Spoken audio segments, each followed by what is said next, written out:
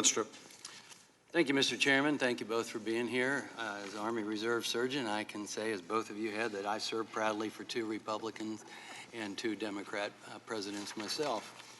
I want to go to Ms. Cooper, if I can, page 3. Said, I heard the President had directed the Office of Management and Budget to hold funds because of his concerns about corruption in Ukraine.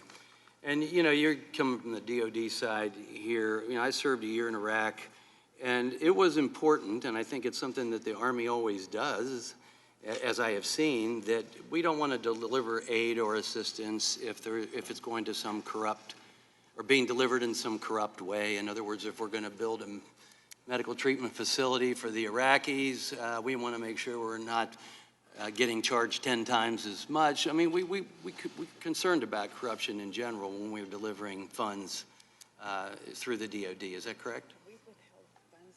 Yes, sir. Okay. So I think that's a normal thing to want to be concerned about. And we would do that in Iraq, and especially if we're providing payment for something. So I just want to go through a few things with you, because multiple witnesses have testified that the action to provide javelins to Ukraine by the Trump administration demonstrated strong U.S. support to Ukraine.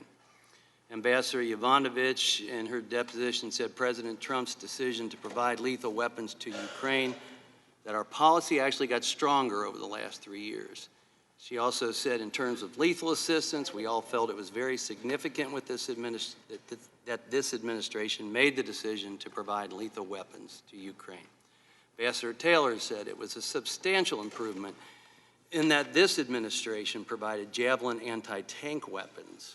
Very strong political message that said the Americans are willing to provide more than blankets.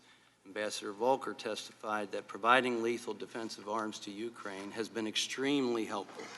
Mr. Volker also stated, MREs and blankets and all, that's fine, but if you're being attacked with mortars and artilleries and tanks, you need to be able to fight back.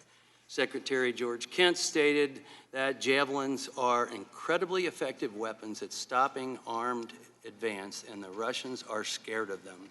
Special Advisor Catherine Croft stated, the javelins help Ukraine defend themselves. A decision to provide javelins, we believe, is counter to Russian interest.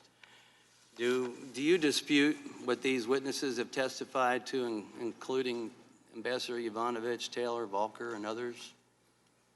Sir, I absolutely agree that the Javelin system is an important capability and that this was a very important decision to support Ukraine with this capability. Thank you. And you already testified that you're personally proud of the Trump administration's decision to arm Ukraine with javelins, correct?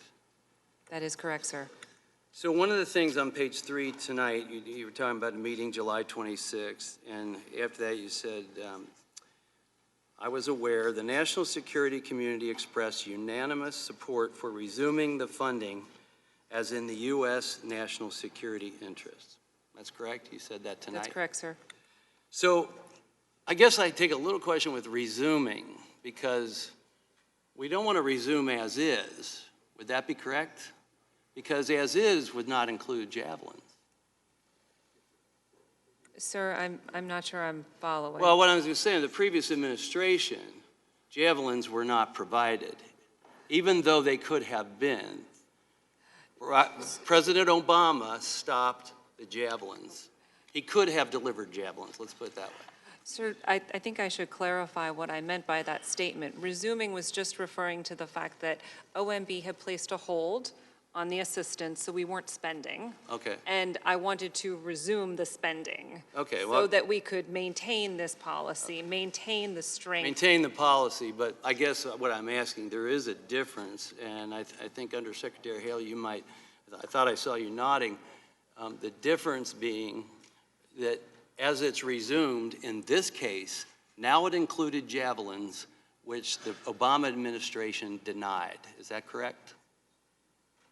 It is true that the Trump administration approved the release of defensive lethal assistance to include Javelin, whereas the previous administration did not support that policy. Mr. Hale, do you have a comment on that? That seems correct. I defer to Ms. Cooper as the expert. Okay. Well, I think we can conclude that more than blankets and MREs has been helping the Ukrainians, and the lethal defensive weapons are something the Trump administration has approved, and it's a benefit to all of us. Thank you.